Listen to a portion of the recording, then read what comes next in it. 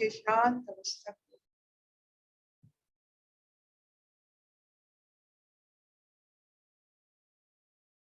जो आनंदमय अवस्था,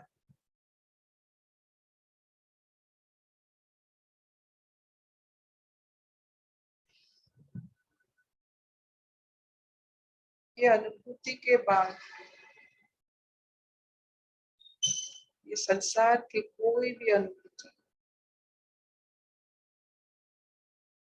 बहुत रुग्ण और बहुत छोटा दिखता है।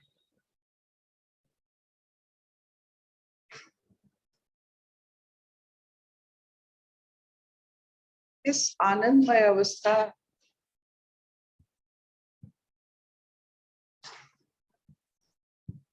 एक पूर्ण अवस्था है।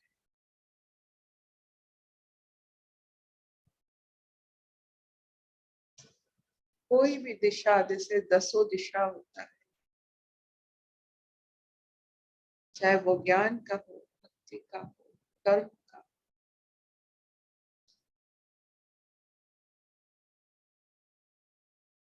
सब भरपूर रहता है इस आनंद अवस्था में।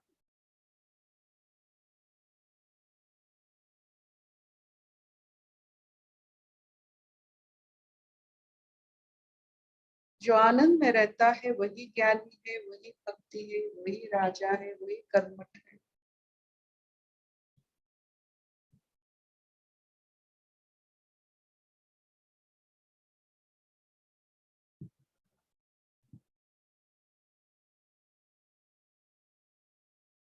और आनंद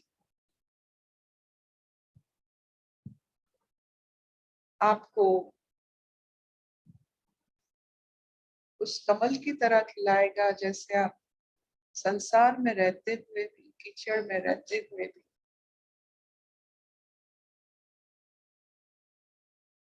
आप खिल सकते हैं। जैसे कमल कभी कीचड़ कीचड़ में रहने से उसको उसका खिलना बंद नहीं होता है, वैसे संसार में रहते हुए भी आनंद कम नहीं होता है।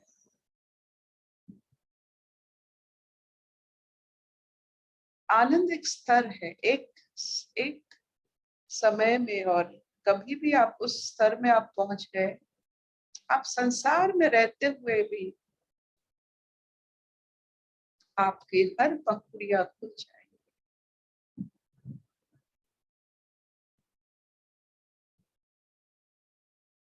जिसकी वजह से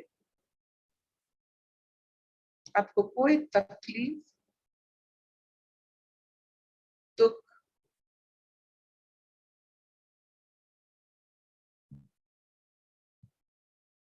जैसे अनुशोचन करना, ये सब, कोई भी चीज को बार बार दोहराना, पीछे मुड़ के हर समय देखना, आहिस्ता आहिस्ता ये सब खत्म होता है। एक स्तर है, एक बार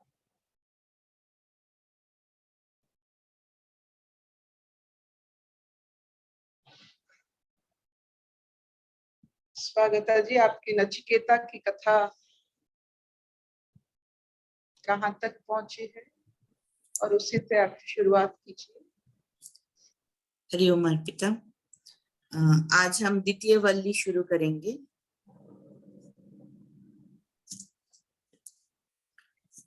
अथ द्वितीय वल्ली अन्य श्रेयो अन्य दूतैव प्रेयस ते उभे नानार्थे पुरुषंसि नेतः तयो श्रेय आददानस्य साधु भवति हि अते अर्थाद्य उप्रेयो वृणीते।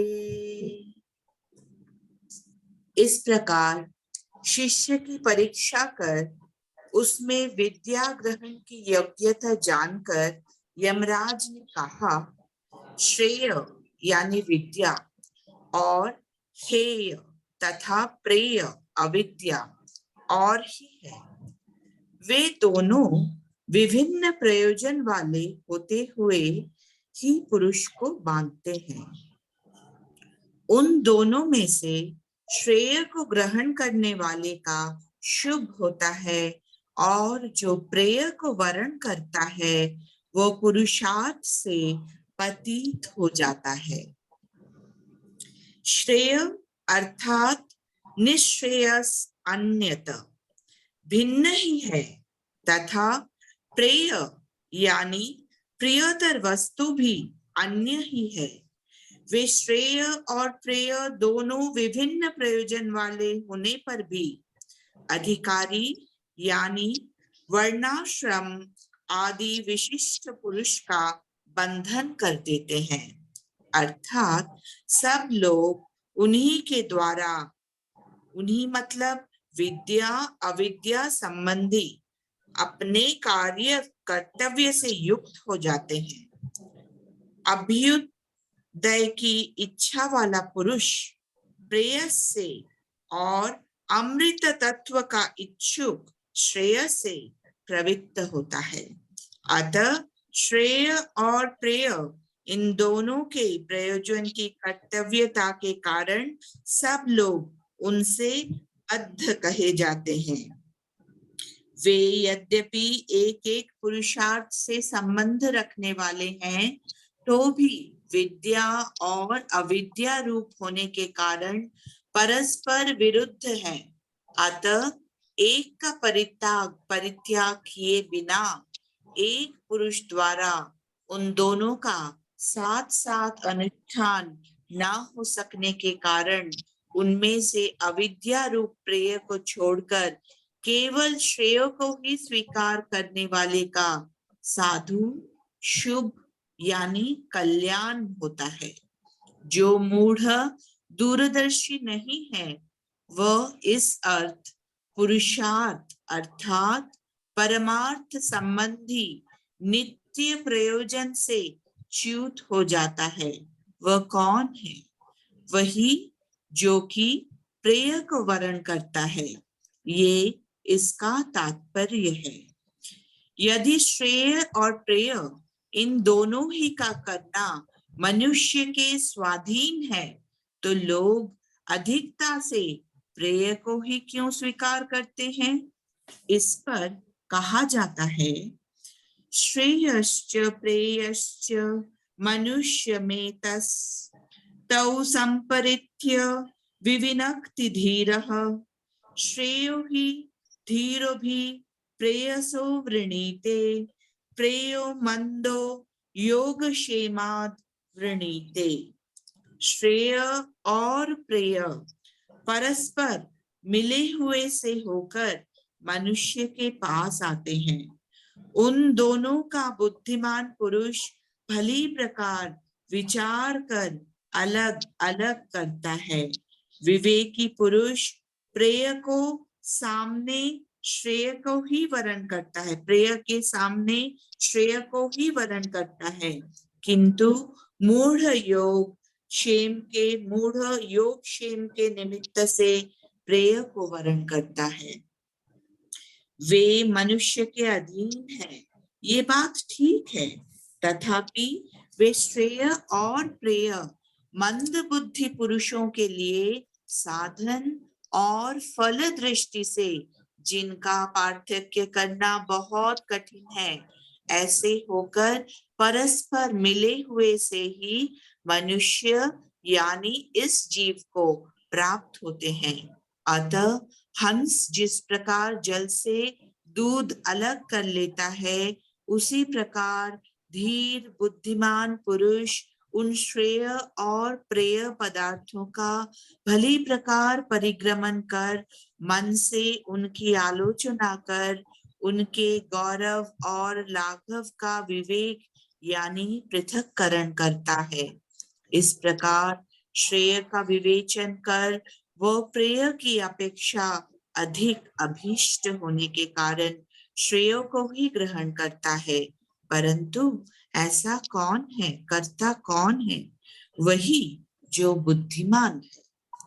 इसके विपरीत जो मंद अल्प बुद्धि है, वह विवेक शक्ति का अभाव होने के कारण जो योग क्षेम का ही कारण है, अर्थात जो शरीर आदि की वृद्धि और रक्षा का ही निमित्त है, उस पशु पुत्रादि रूप प्रेय को ही वरण करता है। हरिओम।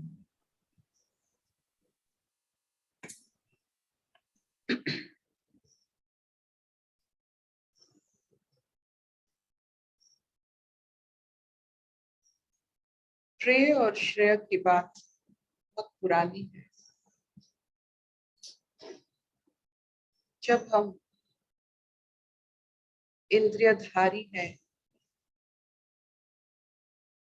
इंद्रिय सुख हमारा एक लक्ष्य रहता है।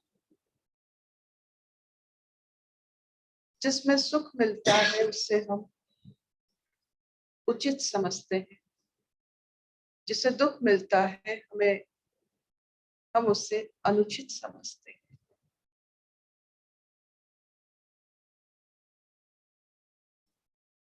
जब हमें खाना परोसा जाता है, वो खाना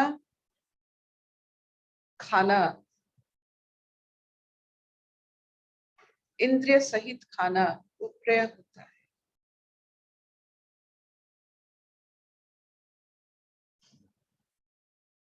जब हम इतने आनंद अवस्था में है कि वो खाने की आवाज से या उसके सुगंध से हम तृप्त हो जाते हैं, जल्दी तृप्ति मिल जाना।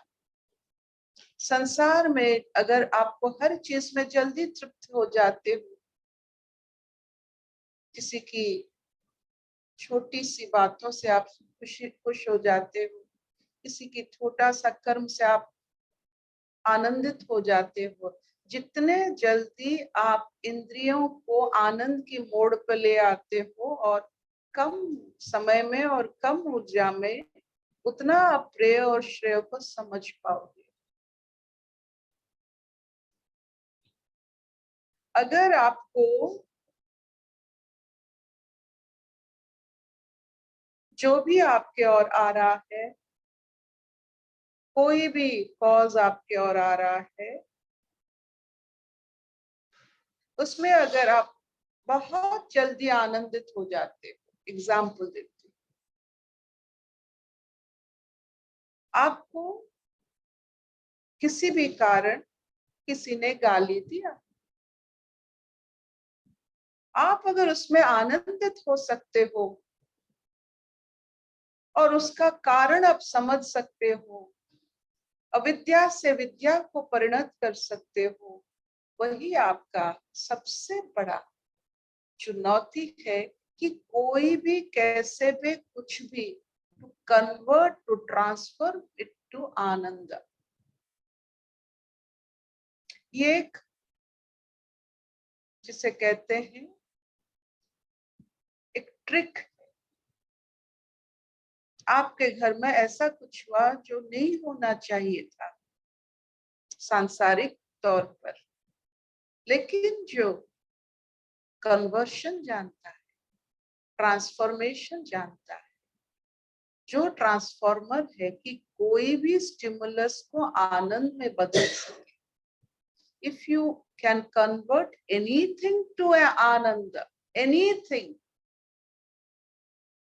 you are a transformer, you are a, जिसे हम कहते हैं आध्यात्मिक. आध्यात्मिक मतलब ट्रांसफॉर्म जो कर सकता है.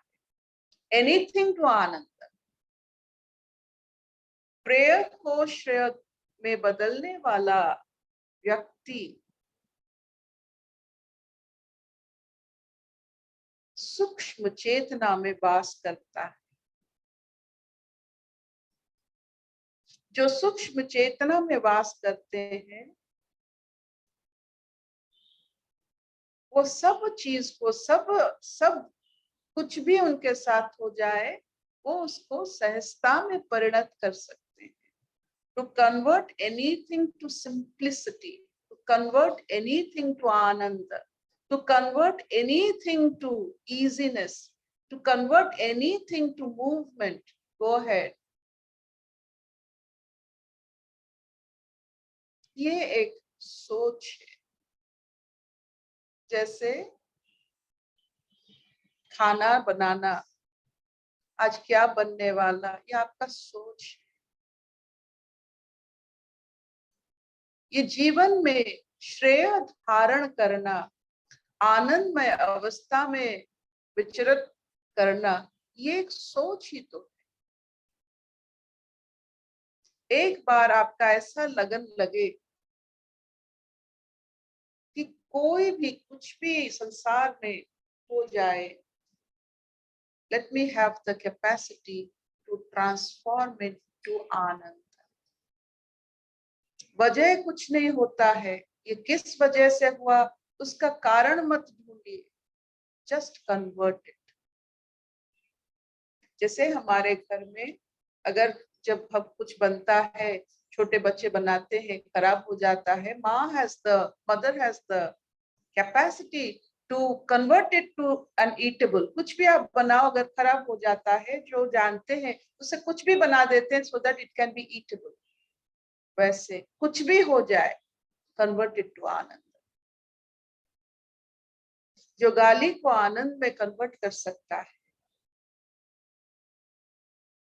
जो अविद्या को विद्या में परिणत कर सकता है, जो अज्ञान को ज्ञान में परिणत कर सकता है, जो बंधन को मुक्ति में परिणत कर सकता है, जो दुख को सुख में परिणत कर सकता है, जो आलस्य को कर्मठ में परिणत कर सकता है, वही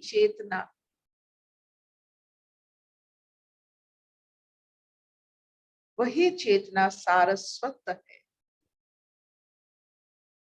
वो अहरह बह रहा है. ये जो सरस्वती नदी जो होता है वो बह रहा है, आपको पहुंचना है वहां तक. एक बार सरस्वत में आप बहने लगे, आप संसार में रहकर भी आप ऐसे ही बहते रहो, अंतहीन बहाव.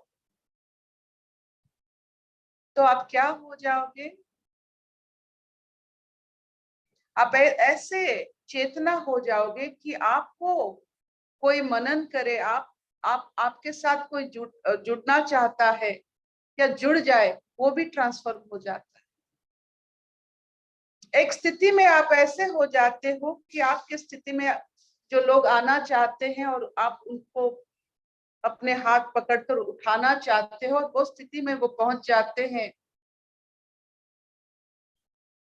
तो संसार में रहकर वो एक जैसे लक्ष्य बन जाते हैं. नहीं है, ये हो सकता है.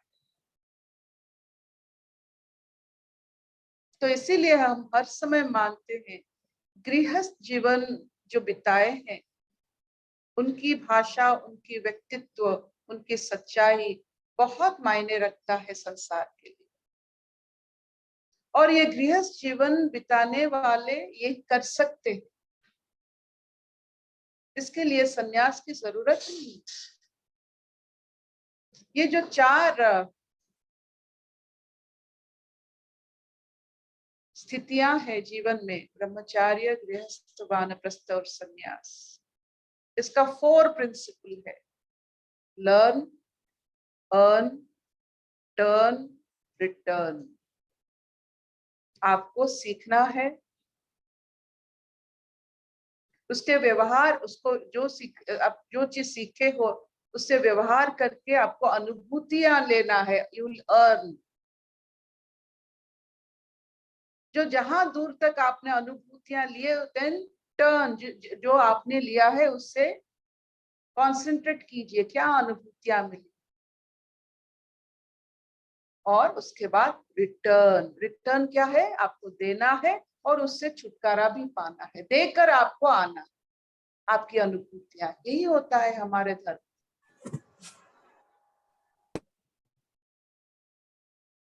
Will this do? शबनानी, अरे था ना। हाँ हाँ हाँ, बढ़िया। हाँ, बढ़िया, ये 4 लाइन बोला। ये 4 इंप्लॉय है। पहला आप लर्न, या आपको सीखना है कोई भी चीज। आप संसार में जैसे साइकिल सीखते हो, यहाँ जीवन कैसे बिताना सीखना पड़ता है। और जो सीखना होता है उसको शिक्षा पाकर उसे व्यवहार करके अनुभूति को लाना होता है। You have to earn. जो जहां तक आपने अनुभूति लिया वहां से फिर आपको टर्न करके मुड़ के थोड़ा बहुत देखना है कि कहां तक आपने अनुभूति प्राप्ति की। फिर आपको अनुभूतियों को देकर, जैसे आपने जो जो अनुभूतियां की उससे आप देकर उससे मुक्त होकर आपको आगे जाना है। You have to return. Very nice.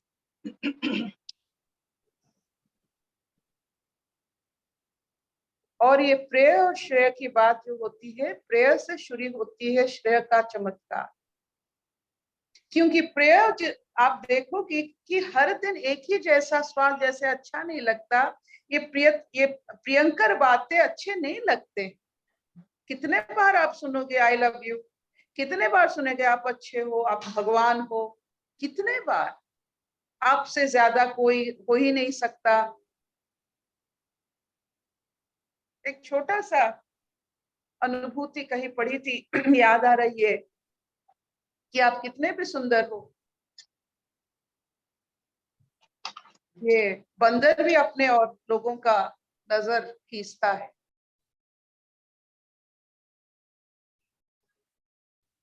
आप कितने भी लंबे ऊंचे हो, कल नहीं देख सकते हो।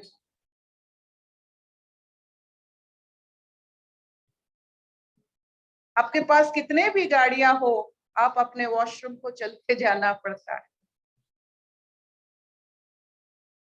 और आप कितने भी मजबूत हो, मरने के वक्त अपने को खुद को कंधा नहीं दे सकते हो। ये जो बातें होती है, इससे पता चलता है आप ज्यादातर समय प्रेम में नहीं रह सकते हो।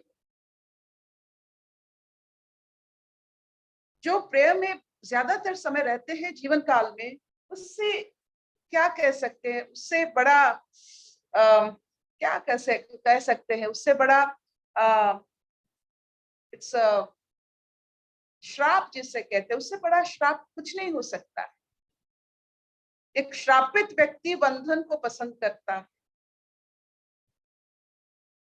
जिसके ऊपर कोई श्राप ना हो। मतलब श्राप मतलब किसी का भावहीन। आपके लिए अगर सबके आशीर्वाद रहता है, आप श्राप मुक्त होते हो, नहीं तो श्रापित होते हो।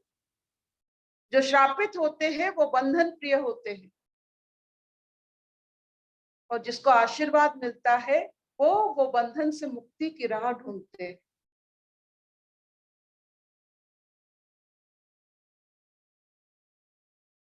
अशतोमांग सद्गमय तमसोमांग ज्योतिर्गमय मृत्युर्मांग अमृतंगमय सर्वेनि सुखिनः सन्तु सर्वे सन्तु निरामया सर्वे भद्राणि पश्यन्तु मा कश्चित् दुःखभाग् भवेत्। तो टेक होम नोटिस। अच्छा है आपको प्रेयर की हर अनुभूति मिले, लेकिन बार बार मिलने से आप मूढ़ हो, आप गधे हो, बार बार एक चीज को कौन खाता है? तो ये नवीनता, नयापन श्रेय की खोज में मिलता है। इस बंधन से मुक्ति की द्वार खोजते खोजते आपको नवीनता मिलता है, और जितना आप इस मुक्त होते जाते हो, आप देखोगे फिर आना नहीं, अब फिर वही बंधन में पड़ना नहीं चाहोगे। No one will want.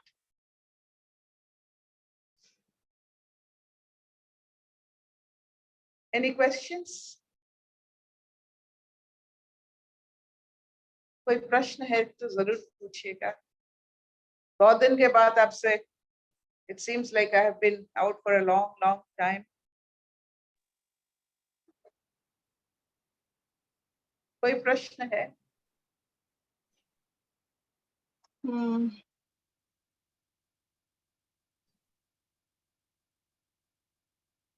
Any question, Shelly? दीदी कोई क्वेश्चन तो नहीं है, लेकिन ये जो श्रेय और प्रेय की बात हो रही है दीदी, ये एक सॉर्ट ऑफ एक ट्विस्टेड थिंग है कि जो जिन लोगों को, जिसको हम कहते हैं कि जो प्रे को पसंद करते हैं, जो कि इंस्टेंट ग्रेटिफिकेशन बेसिकली उसको पसंद करता है, और जो डेड ग्रेटिफिकेशन को पसंद करता है दीदी, पसंद दोनों करते हैं। मतलब किसी को श्रेय में वही जाएगा जिसको श्रेय पसंद होगा, प्रे में वो जाएगा जिसको प्रे पसंद होगा। मतलब श्रेय जो है, श्रेय भी उनके लिए प्रे है जो श्रेय को चूज करते हैं। तो असल में एक्चुअली प्रे ही है।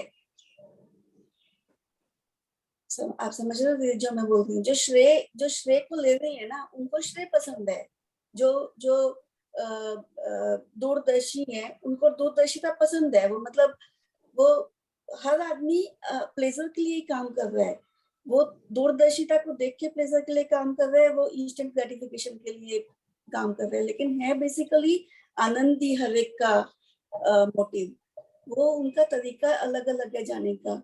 और दीदी अगर हम इसको और बारीकी से देखते हैं तो पता चलता है कि जैसे हमारा जन्म होता है, वैसे ये हमारे बस में नहीं होता कि कुछ लोग जो हैं वो श्रेय पसंद करते हैं और कुछ लोग जो हैं वो प्रे पसंद करते हैं। दोनों एक ही है एक्चुअली। मतलब हम जब जन्म लेके आते हैं तो हम चूज नहीं कर सकते। जैसे कुछ लोग हैं जो कि वो श्रेय चूज ही नहीं कर सकते हैं। उनके अंदर हम कह देते हैं कि इतनी विवेक बुद्धि नहीं होती, हम डेवलप कर सकते हैं, लेकिन जो बच्चा होता है उसके अंदर नहीं होता, उसको नहीं पता होता। कुछ लोग श्रेय पसंद करते हैं, कुछ लोग प्रे पसंद करते हैं। तो ये देखने में आता है कि ये सब कुछ मतलब इंसान के बस में है ही नहीं कि कौन क्या करता है, कौन क्या नहीं करता है। सब अपने अपने हिसाब से करते हैं और एक्चुअली सब प्रे ही पसंद कर रहे हैं। किसी को श्रेय में प्रे पसंद आता है, किसी को प्रे में प्रे पसंद आता है।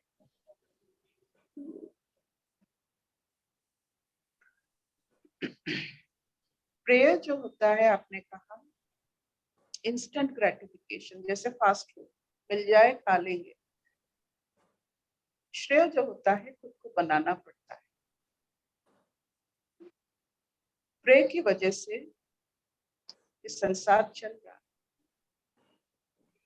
और श्रेय की वजह से ये संसार एक जो नीति में चल रहा है। ये जो नीति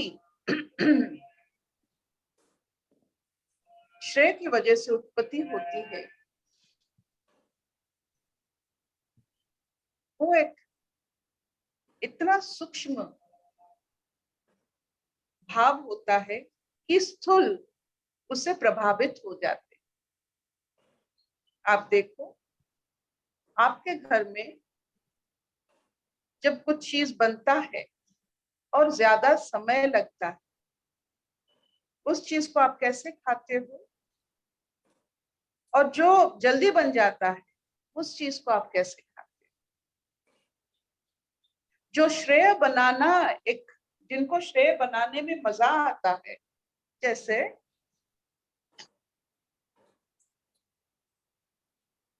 सब आध्यात्मिक होते हैं, everyone is spiritual, all life are spiritual. जो मुक्त होने में समय नहीं लगाते हैं और जो मुक्ति के लिए समय लगाते हैं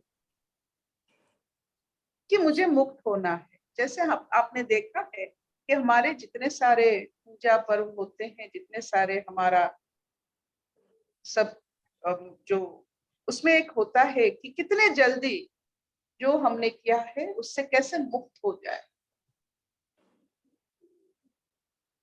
ये जो प्रेय और श्रेय की बात होती है, आप कितने जल्दी मुक्त हो सकते हो, ये अभ्यास करना पड़ता है। प्रेय में क्या होता है, वो मुक्ति ही नहीं चाहता। अगर आप लो, आनंद लो, सब कुछ लो, लेकिन अगर उससे मुक्त ना होगे तो बार बार वही आपको वही एक्सपीरियंस होता रहे तो क्या होगा कि उसमें आत्मक्षय होता है। एक एक चीज बार बार करने में आपका एक ही न्यूरोट्रांसमीटर खत्म होता है, तो आपका 360 डिग्री जो इतने सारे पंखुड़ियां होते हैं आप अनुभव नहीं कर सकते। You cannot have a 360 degree vision.